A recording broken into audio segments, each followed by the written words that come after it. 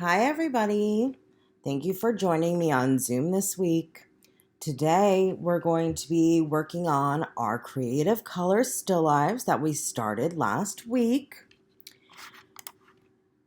If you remember, last week we went over what a still life is, and it's usually a drawing or a painting that has objects from everyday life, and artists would use this to show their situation, so how they were living, what their daily life was like, and we created our sketches, which were an outline of the big shapes and objects in our still life, and we outlined areas of light and dark only using line.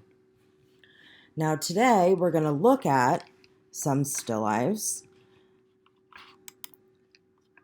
This one here is a still life from the 1870s in France, and we can see that maybe they are having breakfast. And maybe this is something we might see in our own house. We have a newspaper and maybe a piece of bread on the little dishes there.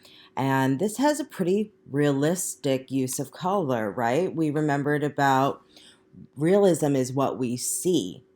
So usually the newspaper is black and white, the ham is pink and red, and the bread is nice toasty brown. And in the background, we have a kind of dark area that's a little bit olive colored. And then we have another artist here, Paul Cézanne, who is painting around the same time period, and his colors are a little different. They're a little bit brighter. He's not being as detailed, right? So we see bigger areas of color, and our fruits are all different shades of red and orange and yellow. And our background in our room is like teal, right? And we have a little dark part on the right to show depth. And now we have a different still life by an artist named Pablo Picasso. Maybe we remember talking about him before. And we can see that even though his objects are not realistic, we can still tell that it's a still life. We have some fruit, we have some bottles, we have a table, and we have a lot of green. So everything here is green except a couple little highlights of red and yellow and white. But we can still see what we're looking at even though he didn't use the color realistically.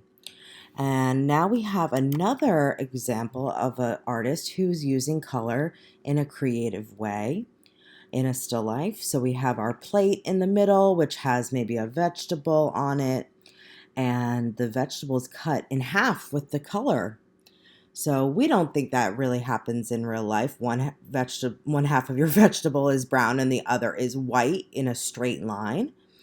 So we see that our artist here is using her color creatively. And we have the big red tablecloth and some maybe blue cabinets in the back, very dark. And one more artist. So here we have very limited use of color, right? We have the blue, the yellow, black and white, but we can still see what the different objects are because this artist is using pattern to show value. So when our lines are close together, it looks darker. And we still have our highlights on our, maybe on his vase here, which we looked at last week. Remember our highlights? And we have one side of this, I'm going to say it's an apple, is darker because it has darker blue lines. And the other side is lighter because it just has some dots. So speaking of value, let's quickly review value. So we remember value is how light or dark something is. So this, I'm sure we remember our picture and fruit image from last week, which we did our sketches from. And last week we talked about how dark the background is, right? Behind the picture, it's very dark, it's black.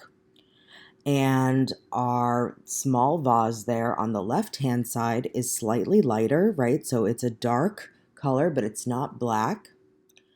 Then our table and our pears here are a mid-tone. And finally, the picture is the brightest spot, right? It's white. And that's our areas of light. And you can see little shiny marks where it's, very close on the edge of the picture there. A little shiny mark on the vase, a little shiny mark on the pears, and those are our highlights. So just like in black and white, colors are light and dark. So here we are looking at our image again, but in color. And we still notice that even though it's in color, we can squint, right? Remember, we were squinting to look. The vase is still the background is still the darkest. The small vase on the left is still the next darkest, right? That dark crimson red.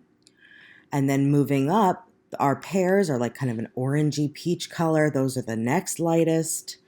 Our table is the next lightest. It's that sky blue color, right? And then our white, there's still a lot of range in our whites. So we have the cloth, which is white, and then the pitcher, which is white, and the pitcher is a little bit brighter. So you can see that we can use color to show light and dark here. And we can pick whatever colors we like. So again, our background is the darkest. I switched these colors because I like purple and green.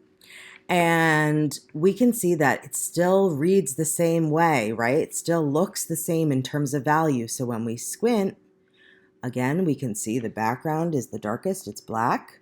Then the vase, then our pears on our table, and then our pitcher and our fabric are the lightest. So today we are going to add color to our sketches. And as you know, everyone got one box of pastels to bring home, and we are going to pick 4 colors from our box. Now, I'm sure you're saying, uh-oh, Miss Hine, I don't have red. I don't have orange. How am I going to draw the red and the orange vase and the fruit? Well, we are going to do what we saw in the last slide and pick our colors, whatever we feel like we want to use. We're going to be creative, and we're going to explore and use different colors to show value. So what I want you to do is pick 4 colors that range from dark to light. So pick one that is the darkest, then pick one that is a little lighter, then pick one that's a little lighter than that one, and finally the lightest color. So I'll show you what colors I'm choosing. My blue will be the darkest blue. Then I have my purple, which is the next darkest.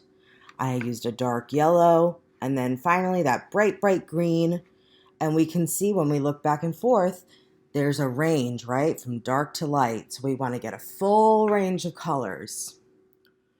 Okay, so now we're going to begin blocking in color. Remember, we always want to work from dark to light and from big areas to small areas.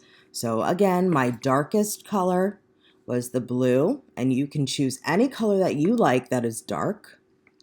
And I'm going to start blocking in areas that I think are the darkest. No matter what color it is in real life, I'm just going to squint and try and see the biggest areas of shadow, right? So that would be the background, that would be the side of the vase, the side of the pitcher. And I'm going to just keep working by blocking in, which means you can use the side of your pastel. You can use the tip. We can push hard or draw lightly, okay?